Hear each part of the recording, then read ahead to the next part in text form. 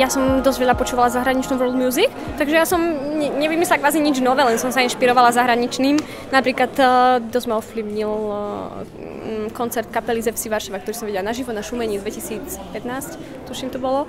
A čo ma k tomu ovplyvnilo? Láska k folklóru, všetko je taká zhoda okolností, hej. Stretla som sa napríklad s Ondrom z kapely, skamošili sme sa, začali sme spolu niečo tvoriť a tak.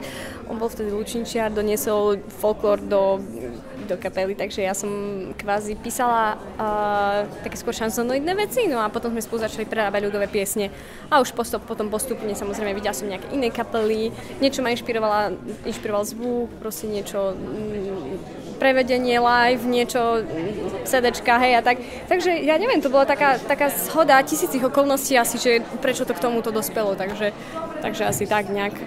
Úskalie bolo to, že vlastne my sme to pôvodne plánovali na uvoľnený koncept, takže to malo byť oveľa ľahšia hudba.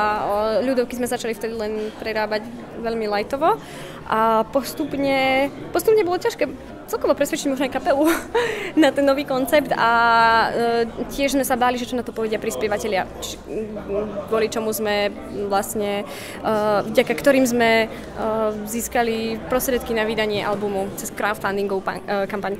Takže to bolo úskalie tiež, napríklad aj to, že bol to obrovský projekt a bolo to veľmi ťažké nahrať za taký krátky čas, mixovať a tak, tam bolo strašne veľa stôp v každom tracku a naozaj nečakali sme, čo to bude také, ale vznikol z toho obrovský projekt, strašne veľa nástrojmi a zvukmi a tak. A veľa piesňami, je tam 14 piesní, takže no tak, ale ja si myslím, že každé CD má svoje úskalia, takže toto malo také tie normálne, no, že aké to bude, ako sa to nahrá a tak ďalej, takže tak.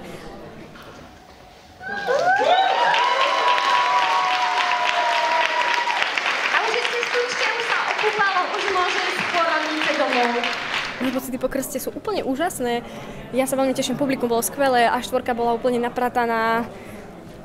Tečie zo mňa pot. Takže celkom som sa tu aj vyskákala, bolo to skvelé. Veľmi som pyšná na svoju kapelu a aj som im strašne vďačná. Neviem, som preplnená vďakou a krásnymi pocitmi, takže asi tak. Ďakujem.